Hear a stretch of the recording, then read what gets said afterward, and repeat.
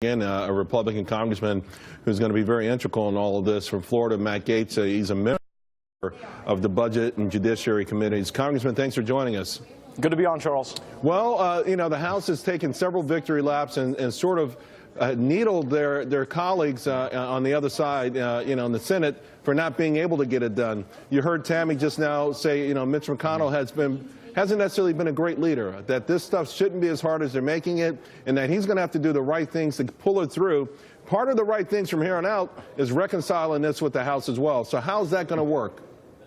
Well, the panel you've had was spot on. We need the Senate to get in action, and unequivocally, the best salesman for this tax bill is President Donald Trump. That's why in the House we're very encouraged that President Trump was on the Hill today, and when he communicates with lawmakers, he is very direct and he is very persuasive. We've already seen senators today softening their opposition, saying that if certain conditions are met, they'll agree to come on board and support the bill. And frankly, in the House, we're pretty darn frustrated with the Senate these days. Over 270 bills we've sent them that they haven't even taken an up or down vote on. It'd be nice if they could meet at least one of the commitments that we've made to the American people and pass a tax cut. We've got to make sure, though, that there are not so many ornaments added to this legislation that it doesn't depart from conservative principles. If there are a bunch of bailouts for Obamacare insurance companies, don't expect the conservatives in the House, myself being one of them, to just jump on board and be happy for any giveaway so long as it comes with a tax cut. We want the real conservative policy we promised the American people. The Senate need to deliver on it. Speaking on real conservative principles and policies, whatever happened to spending cuts? That's something that I guess, just everyone's kind of looking the other way. It feels to me it should be the elephant in the room after 8 years of complaining about the massive amount of debt and spending that of the previous administration.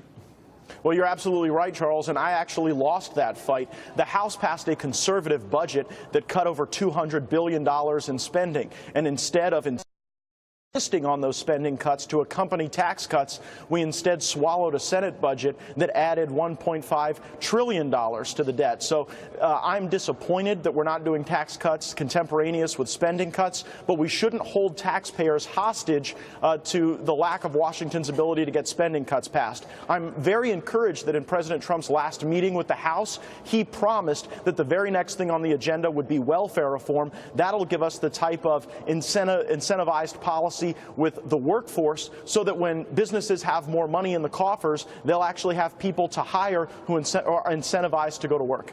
One area that could be a showdown that seems like it's looming as a potential showdown, those state and local tax deductions, SALT. Of course, there was a carve-out in the House of some compromise, if you will. No such compromise in the Senate version. And there are several voters on the House side who seem pretty adamant about rejecting anything that does not compromise, at least with respect to that. Could that be the one area that sinks this? This is simply a math problem, Charles. Most of the senators from high-tax states are Democrats who are voting against the tax bill anyway. That's not the case in the House. We have a number of Republicans from New York, California, Illinois who don't want to see a tax increase on their citizens. And I get the point that no American should be able to say that a Republican Congress raised their taxes. Now, I'm from the state of Florida. We've got the lowest per capita state taxes in America. And so, frankly, I'm tired of subsidizing some of the deductions in those high-tax blue states, but this is simply a difference in how the Senate and House are organized. The people from high-tax states in the Senate are already voting against this bill, and so it's not the same challenge in terms of getting the votes in the Senate as it will be in the House after conference. Let me ask you about the debt ceiling. Now it's starting to loom large as a potential disaster. Of course, I've always been one. I didn't think necessarily shutting down the government was a bad thing under Obama. I thought it gave us discovery of all those non-essential jobs and just how bloated Washington, D.C. is. Nevertheless, we know the mainstream media would go crazy, and there's a lot at stake. Today, Chuck and Nancy skipping out on the meeting with the President of the United States. Not only was it a diss, it seemed like a poorly timed move with such urgency out there.